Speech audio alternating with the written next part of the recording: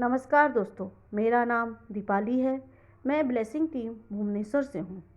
दोस्तों, आज मैं आपके सामने लाई हूँ व्लादिमीर मिक्री की रचना एनेस्थीसिया का भाग 9 का खंड 3 who lights the new star या नए तारों को रोशन कौन करता है। दोस्तों, इस खंड में लेखक और एनेस्थीसिया के बीच सेक्स को लेकर चर्चा हो रही है और लेखक हमको बताना चाह रहे हैं एनेस्थीसिया की क्या राय है सेक्स के बारे में और वो हमको क्या संदेश देना चाहती है। तो आइए बढ़ते हैं कहानी की ओर। जब एनेस्थीसिया ने कहा कि सिर्फ शारीरिक भूख को मिटाने के लिए जब एक स्त्री और पुरुष जिस्मानी संबंध बनाते हैं और उसे सेक्स का नाम देते हैं, वह एक पाप है और गलत है। और इसलिए विभिन्न समूह में विभिन्न आत्मज्ञानियों ने हमारा मार्गदर्शन किया है। तब लेखक के जहन में एक सवाल उठता है और उन्होंने एनेस्थीसिया से प्रश्न किया, एनेस्थीसिया, तो क्यों इटारिका नामक प्रसिद्ध पत्रिका में और दुनिया भर की बहुत सारी प्रसिद्ध पत्रिकाओं में औरतों की नग्न तस्वीर बहुत सारी कामिक मुद्राओं में प्रकाशित करती हैं और सेक्स संबंधी फिल्में इतनी लोकप्रिय क्यों हैं? लोगों के बीच उसकी डिमांड इतनी क्यों है? तो क्या हमारी मानवता पूरी तरह से खराब है? आप यह कहना चाह रहे हैं एनेस्थीसिया? तो एनेस्थीसिया ने कहा, मानवता खराब नहीं है, बस अंधेरे बल, यूनिवर्स की जो नेगेटिव फोर्सेस हैं वह इंसानों में शारीरिक भूख नामक और उसकी संतुष्टि की इच्छा भड़काने के लिए दिन रात काम कर रही है और हमें आध्यात्मिकता से दूर ले जा रही है। उनके अंधेरे बल के उपकरण बहुत ही ज़्यादा शक्तिशाली हैं। वह लोगों को बहुत दुख और पीड़ा दे रहे हैं और अंधेरे बल इन सब के लिए महिलाओं का माध्यम बनाते हुए उनकी सुंदरता का उपयोग कर रही है। एक सौंदर्य जिसकी वास्तविक उद्देश्य पुरुषों में कवि, कलाकार, निर्माता की भावना को उभारना है। अंधेरे बल उसका दुरुपयोग करके मानव को भ्रम में डालकर उनका शोषण कर रही है और इसके सही उपयोग के लिए महिलाओं के मन में पूर्ण रूप से शुद्धता और पवित्रता होनी चाहिए।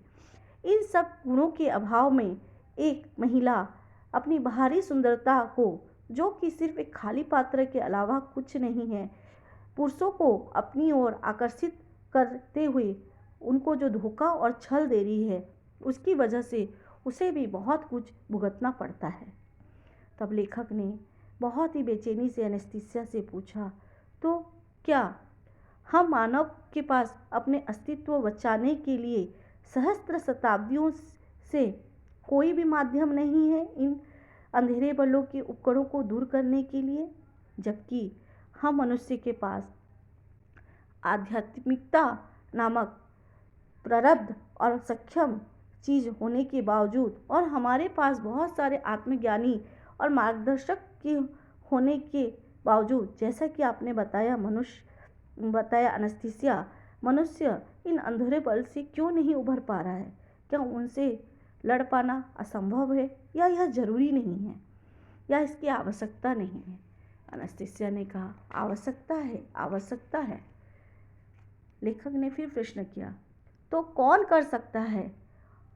एनेस्थीसिया ने उत्तर में किया, एक औरत, वही औरत जो पूर्ण रूप से एक आत्मज्ञानी हो और उसको अपनी उद्देश्य के बारे में पूरी जानकारी हो, उसका मन पूरी तरह पवित्र हो और शुद्ध हो। जब वह एक पुरुष को बदल देगी तो मानवता अपने आप बदल जाएगी।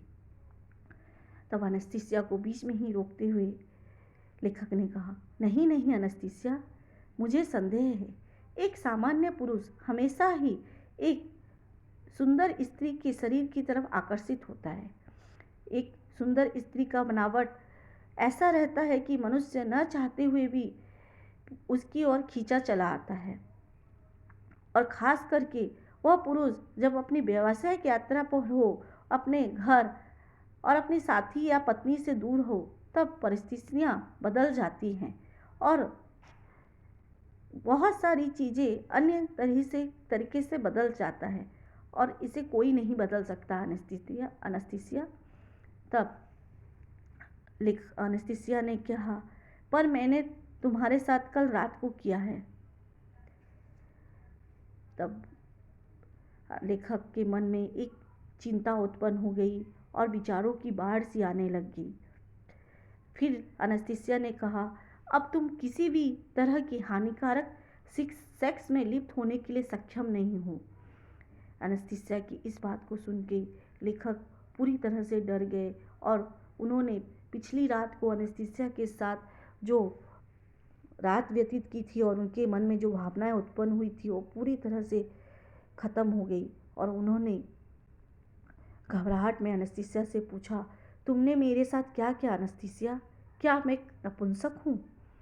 अनस्तीसिया ने प्रत्युत्तर में कहा, इसके विपरीत आप एक असली आदमी हो। कल रात आपने जो अनुभव किया वो कोई सामान्य सेक्स नहीं है। यह तभी संभव है अगर आपके मन में बच्चे की इच्छा है और आप एक स्त्री से संबंध बनाते हैं और वह भी पूरे दिल से आपको चाहते हुए संबंध बनाती है, तब इस तरह का अनुभव होता है। और इस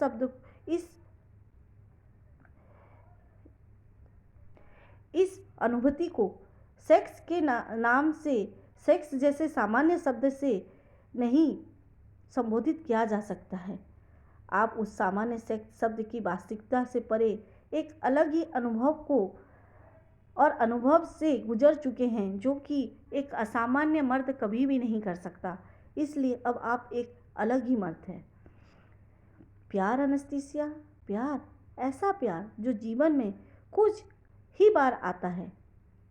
व्लादिमीर, मैं तुमको पूर्ण विश्वास दिलाती हूँ, वही कुछ देर के प्यार ही तुम्हारे जीवन में खुशियाँ और पूर्ण संतुष्टि को लाने के लिए पर्याप्त है। आपने जो कल अनुभव किया वह सिर्फ बाहरी सुंदरता द्वारा आकर्षित होकर नहीं किया। आपने यह भी अनुभव किया होगा, जो लोग सिर्फ बाहरी सुंदरता द्वारा आकर्षित होकर एक दूसरे से संबंध बनाते हैं, वह इस तरह की सच्ची अनुभूति और संतुष्टि को नहीं पा सकते जो कल रात आपने पाया। यह किसी के लिए भी पाना असंभव है और इसकी तुलना किसी से भी करना असंभव। एक स्त्री और पुरुष जो किसी उज्ज्वल प्रेरणा से प्रेरित होते हुए सृजन कार्य में एकजुट होते हुए अपने अस्तित्व को बनाए रखने की आकांक्षा रखते हुए हैं, वही इसी जबरदस्त संतुष्टि का अनुभव कर पाते हैं।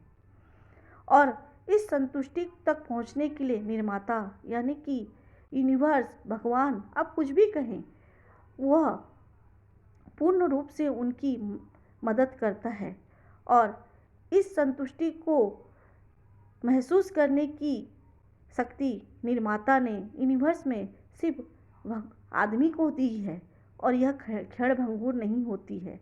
और जैसा कि मैंने आपको पहले भी कहा, इसकी तुलना हम किसी से भी नहीं कर सकते हैं।